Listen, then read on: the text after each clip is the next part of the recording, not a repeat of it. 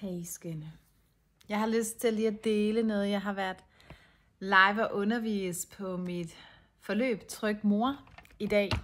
Og der havde vi en af de nok allervigtigste moduler, nemlig kroppen. Det er et modul, som er stort, men på den måde, at det er der, vi virkelig skaber en forandring. Og det der er, som jeg bare har lyst til lige at sætte ord på og dele med jer, det er den her. Altså jeg mærker den så tydeligt, den der enorme splittelse som mor.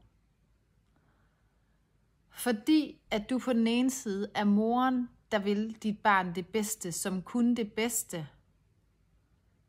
Fordi der er nogle ting, du på ingen måde har lyst til at give videre til dit barn. Og du har søgt så meget viden, du har været ude og mærke dit barn hele tiden. Du er på forkant, du har sørget for, at ting ikke sker. Du er på hele tiden. Du ved så mange ting omkring, hvad der vil være bedst for dit barn, og også i din egen adfærd. Der hvor kæden hopper af. Det er når vores krop har lagret alle de her overlevelsesstrategier,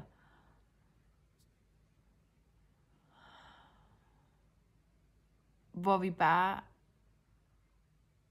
har nogle gamle fortællinger inde i kroppen, som kroppen husker, hvor vi reagerer fuldstændig ud fra det, kroppen husker. Det vil sige for fortid, for alt, hvad vi har oplevet, som har været ubehageligt, og som har føltes ubehageligt og voldsomt inde i os, der er der som regel en ret eksplosiv, voldsom reaktion.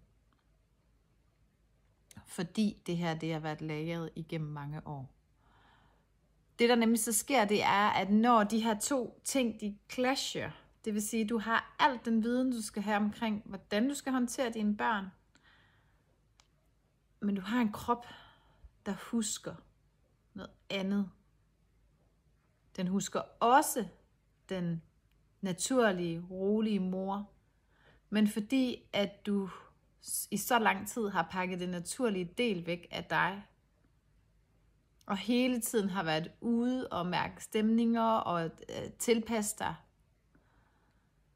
så vil du opleve, at når du begynder at blive presset som mor til børn, der ikke trives, hvor der er for meget pres, så vil du se den her eksplosive adfærd hos dig selv. Det vil sige, at du vil stå i situationer, hvor at du egentlig godt ved, nu skal jeg gøre sådan her, for at mit barn kan forholde, og jeg kan møde det anerkendende og roligt og bevidst og alt det her. Men du har bare lige en krop, der når at gøre noget andet.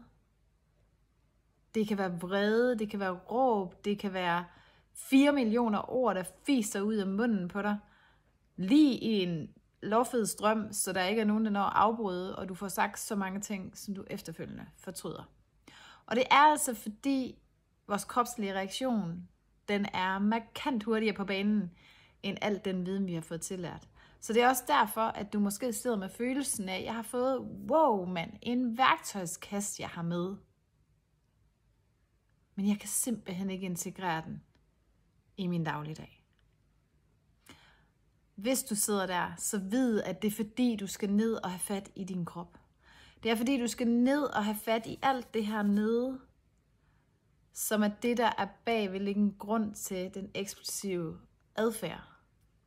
Der, hvor du ikke lige kan nå at styre dig selv, der, hvor du ikke kan nå at trække vejret, der, hvor du ikke lige kan nå at selvregulere dig selv, der, hvor du ikke kan holde dig selv i nuet, om end du gerne vil. Men din krop reagerer prompte, når den bliver trigget af noget, der minder den om noget gammelt ubehageligt.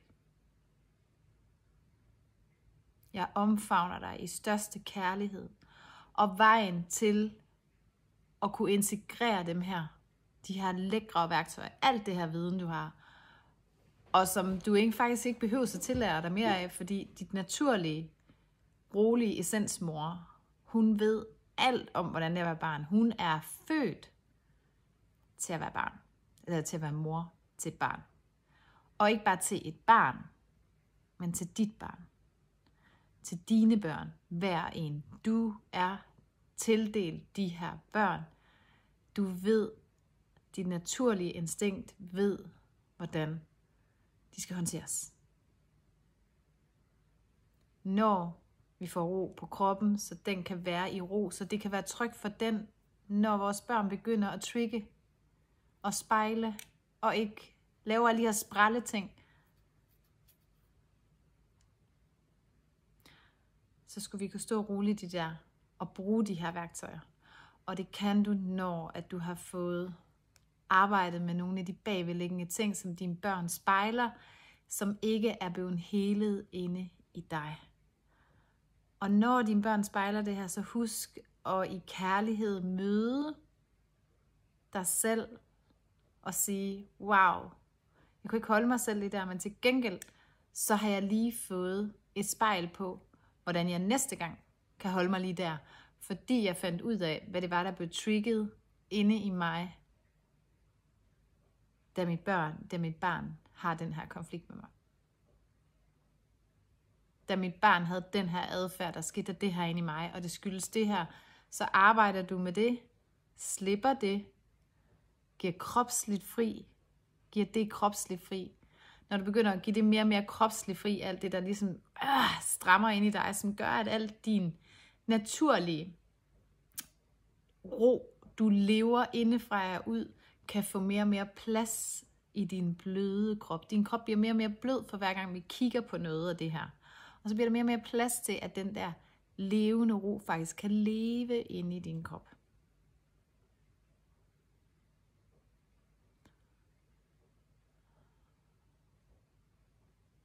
Hvis du har brug for hjælp til det her, så er du altid velkommen til at række ud. Men jeg har brug for at lige sende den her video ud i dag. Jeg hjælper dig gerne med at spotte, hvad det er, du bliver spejlet. Jeg hjælper dig også gerne med at finde ud af, hvordan du sætter dig selv fri.